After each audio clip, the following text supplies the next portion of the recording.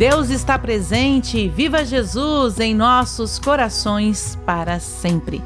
Você conhece a lei do retorno ou lei de causa e efeito? É sobre esse assunto que a religião de Deus, do Cristo e do Espírito Santo responde.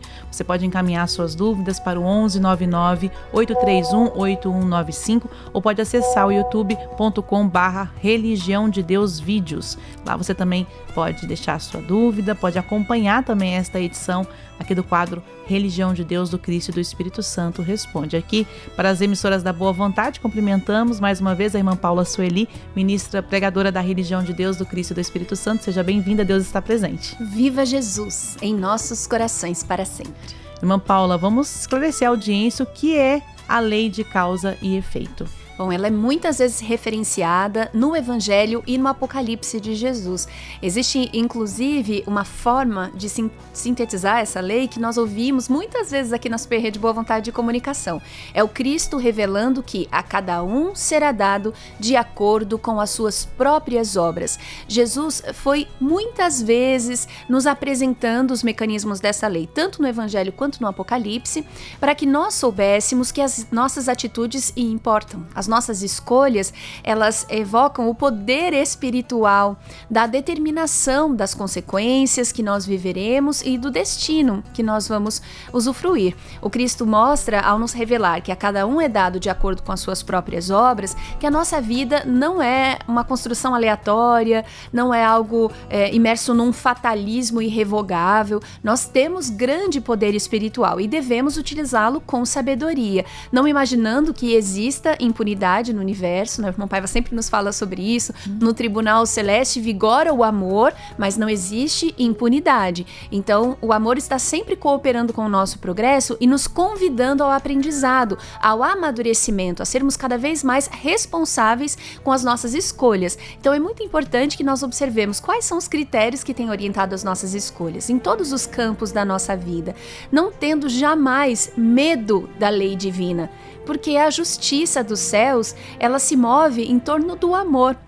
Não é vingativa, não é revanchista, mas o amor, ele também se manifesta com o rigor da lei. Ou seja, ele nos entrega sempre aquilo que é o melhor para o nosso aprendizado espiritual. Cada um responde pelas suas ações, não pelas ações do filho, não pelas ações do companheiro, não pelas ações do próximo. Cada um, segundo as suas escolhas, exercerá a sua responsabilidade espiritual. Então nós precisamos aprender a observar o que está movendo as nossas escolhas. Às vezes são vibrações espirituais, são pensamentos, são sentimentos dos quais a gente não tem muita percepção.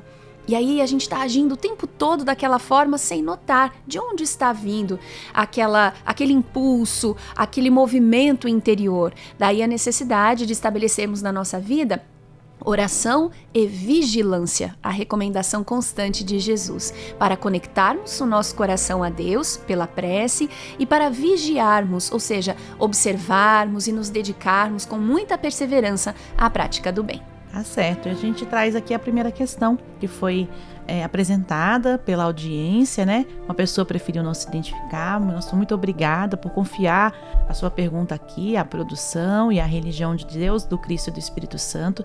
Diz o seguinte, irmã Paula: errei muito na vida e hoje busco me disciplinar para me corrigir todos os dias. Mas Jesus no Evangelho diz que quem com ferro fere, com ferro será ferido. As consequências dos nossos erros vêm sempre na mesma medida?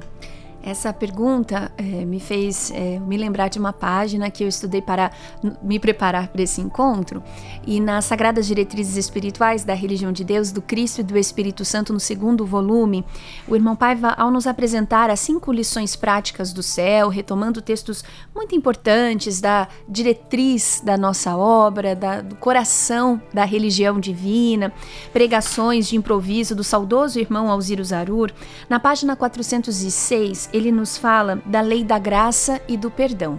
Então vamos retomar. A lei de causa e efeito estabelece que para todas as nossas atitudes existem consequências. Mas a gente precisa observar, e Jesus foi muito claro a respeito disso, que a lei divina, ela é regida pelo amor, portanto pela justiça e não pela vingança. Você pode observar como Jesus tratou os chamados pecadores na sua primeira vinda visível. Ele não estigmatizou ninguém, não perseguiu ninguém, não resumiu nenhuma pessoa aos seus erros. Quem não erra neste mundo? Todos nós somos devedores dessa misericórdia de Jesus, que deixou muito claro que veio para os doentes, porque os sãos não precisam de médico. Nós é que necessitamos muito de Jesus para curar as nossas mazelas, as doenças morais, espirituais e as físicas também que trazemos. Então, o irmão Paiva, ao nos apresentar um desses esclarecimentos do saudoso irmão Alziro Zarur, quando ele explica a vitória pelo pensamento, pela força da fé, então o irmão Zarur falava que nós podemos, quando aprendermos a utilizar a força do pensamento, transformar até mesmo a nossa relação com a lei de causa e efeito. E na nota de rodapé que o irmão Paiva insere nessa página 406, ele explica: destino e alteração em caráter especial.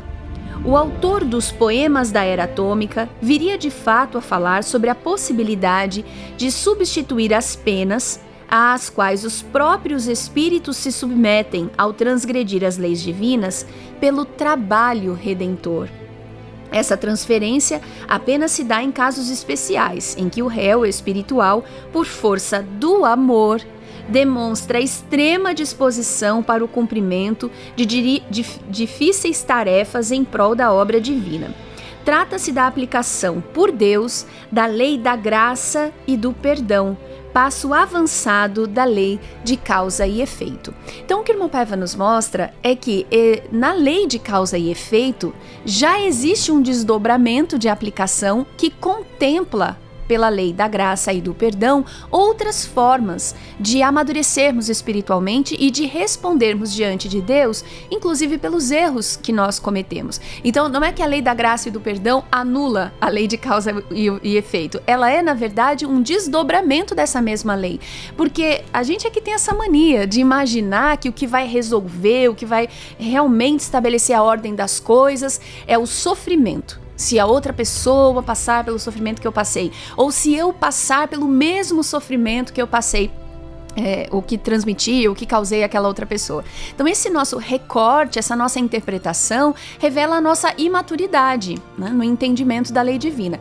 Quando Jesus diz: quem com ferro fere, com ferro será ferido, ele está nos explicando que todas as nossas ações têm consequências que são proporcionais àquelas ações. Então serão intensas, serão graves, se as nossas escolhas também tiverem sido assim. Agora, Jesus não está nos condenando, tampouco a lei de Deus, a um processo infinito de dores e mais dores. Então eu causei um mal a alguém e alguém vai me causar aquele mesmo mal e nós ficaremos presos eternamente a esse processo. Não. Inclusive, Jesus nos diz, né, que o escândalo é necessário, mas ai de quem o promove. Ou seja, as situações desafiadoras, elas são necessárias ainda à nossa vida por conta da nossa realidade evolutiva. Nós somos apenas iniciantes espirituais, né, diante da sabedoria e da perfeição de Deus. Mas ninguém tem direito de provocar sofrimento a quem quer que seja, com essa ideia, né, de que dessa forma vai fazer aquela pessoa aprender, né? Quem somos nós? Nós somos perfeitos? Nós temos clareza da justiça de Deus? Nós sabemos exatamente onde começou o conflito ou a situação grave que estamos enfrentando agora? Pouco sabemos, até da vida material que estamos agora testemunhando. A vida espiritual, então, conhecemos muito menos. Então é importante nós observarmos que sim, todas as nossas ações têm consequências. No seu caso, olha que consequência maravilhosa. É a sua ação espiritual. Você está neste momento dizendo: eu reconheço onde caí. Eu assumo as consequências dos meus erros. E a partir disso, eu estou me corrigindo. Eu não me permito mais voltar àqueles hábitos antigos. Pois não é exatamente isso que Deus espera de nós? Existirão outras consequências? É provável que sim. Mas você estará pronta para lidar com essas consequências, porque você está diante de Deus se dispondo a esse aprendizado. Então, resumindo, existem muitas formas de nós restituirmos à lei de Deus o mal que causamos. Não devemos de maneira nenhuma esperar vingança da parte de Deus, porque isso nunca se dará. E, pelo contrário, devemos buscar, pelo amor, uma compreensão mais aprofundada das formas que Deus nos entrega para corrigirmos o mal que tivermos causado e evitarmos outros sofrimentos dessa natureza. Tá certo. E a gente traz mais uma pergunta que chegou aqui pra gente. Muito obrigada. A pessoa também preferiu não se identificar. E vai muito ao encontro, né, do que nós trouxemos aqui agora. Ela pergunta o seguinte: é errado eu desejar que a pessoa aprenda com o erro dela, sofrendo o mesmo que fez outras pessoas sofrerem? Não seria desejar que a lei espiritual do retorno se aplique logo para ela aprender e não cometer novamente aquele erro? Seria. Será que nós queremos que a pessoa aprenda? Ou será que nós queremos que a pessoa sofra? Vamos ao que Jesus nos responde? Vamos ao seu Evangelho segundo Mateus, capítulo 5, versículos de 43, neste caso, 43 e 44. Embora até o versículo 46, versículo 47, tenhamos outras lições muito importantes quanto ao amor ao próximo. Ouvistes o que foi dito: amarás o teu próximo e odiarás o teu inimigo. Eu, porém, vos digo: amai os vossos inimigos e orai pelos que vos perseguem. O Cristo continuará nos ensinando muito nos versículos seguintes, mas vamos nos deter nestes dois primeiros. Jesus nos desafia espiritualmente. Ele está nos ensinando o que é o melhor para nós: amar os nossos inimigos. E o amor em Jesus, ele não está só no território das afinidades pessoais, claramente, ou essa frase seria impossível. O que é o amor em Jesus? É o respeito.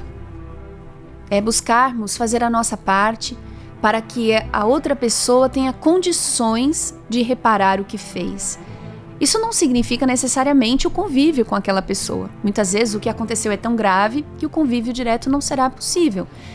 Mas não devemos ser pedra de tropeço na evolução espiritual de ninguém. Por isso, Jesus nos convoca: amai os vossos inimigos. Ou seja, empenhemos a nossa energia para vencer o apelo da vingança e do revanchismo dentro de nós. Do contrário, ficaremos reféns, escravos da nossa própria mágoa, do nosso rancor. Quando Jesus nos ensina: orai pelos que vos perseguem, Ele está nos dando a chave. Como vamos amar os nossos inimigos, aqueles que nos fizeram sofrer ou que fizeram sofrer pessoas que nós amamos? Comecemos pela prece. E nem sempre esse início vai ser muito fácil. Às vezes até para orar a gente vai se sentir muito bloqueado, mas a gente precisa ter coragem de vencer esse bloqueio. Começar pelo simples. Começar pedindo: Deus, ilumine essa pessoa. Jesus, ajude essa pessoa a perceber o que fez. Isso a gente já consegue dizer. Com o tempo, orando com perseverança e sinceridade de coração, a gente vai ser capaz de rogar ao Cristo pela felicidade dessa pessoa. E a felicidade dessa pessoa depende de ela se corrigir, ela aprender sobre a gravidade do que fez a nós ou a quem quer que seja. Muitas vezes esse aprendizado será pelo sofrimento. É verdade. Mas quando nós desejamos o sofrimento para aquela pessoa, isso está dizendo muito mais sobre nós, sobre como está o nosso sentimento, sobre como nós talvez não tenhamos resolvido ainda os danos, as dores, os traumas que vivem dentro de nós. Isso está falando mais sobre nós do que sobre a outra pessoa. Como se comporta a lei divina?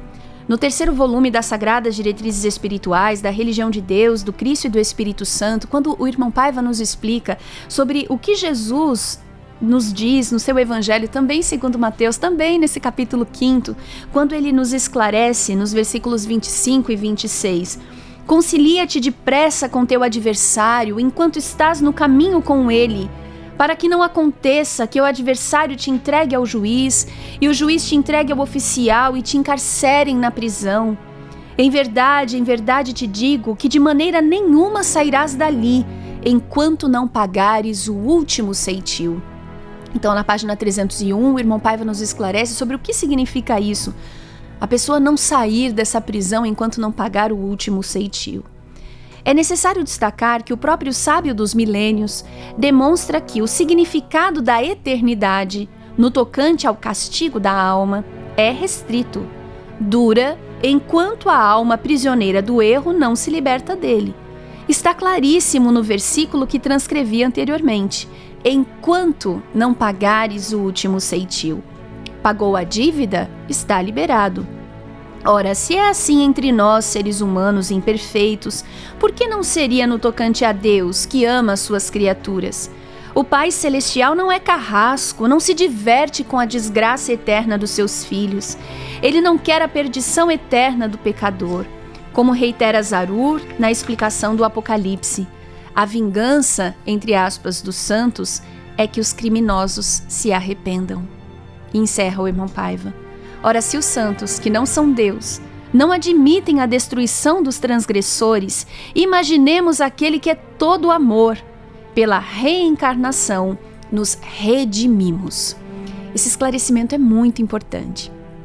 Inclusive, quando o irmão Paiva encerra dizendo, pela reencarnação nos redimimos. Nós queremos continuar, pela lei universal da reencarnação, conectados ao destino dessa pessoa que nos fez mal? Nós queremos estender para a próxima vida a dor desse reencontro? Ou nós queremos ser livres desse passado? Então nós precisamos permitir que o outro siga livre também.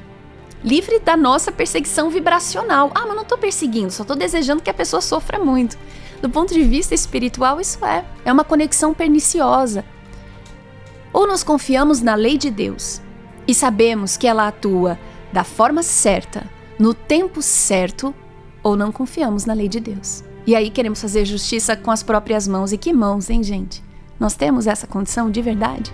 Ou não somos nós também devedores da lei de Deus? Quem de nós pode dizer, eu não tenho máculas, eu não erro, meu passado é perfeito, neste momento estou em dia com a lei de Deus? Quem de nós não é devedor da misericórdia celeste? Essa sim, nossa credora eterna. Então tenhamos humildade e agradeçamos a Deus, porque Ele não quer a nossa perdição, Ele quer a nossa remissão espiritual. Vamos deixar ir. Ore muito por essa pessoa. Peça a Deus que ela consiga se reparar diante da lei divina, que ela acorde para a triste realidade espiritual que está erguendo para si mesma. Então, sim, deseje de todo o coração que ela aprenda, mas não deseje sofrimento a ninguém, porque a cada um é dado de acordo com as suas próprias obras.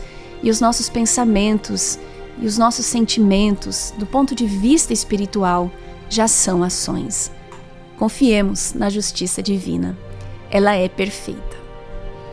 Muito obrigada a você que deixou a sua pergunta, a você que participou, e outras questões serão também respondidas aqui nesse espaço onde a religião de Deus, do Cristo e do Espírito Santo traz aqui sempre as respostas à luz do novo mandamento de Jesus, o divino amigo. A gente agradece também a irmã Paula Sueli, ministra pregadora da religião de Deus, do Cristo e do Espírito Santo, nessa edição do quadro Religião de Deus, do Cristo e do Espírito Santo Responde. Agora nossa saudação de paz ao seu coração. Deus está presente e viva Jesus em nossos corações para sempre.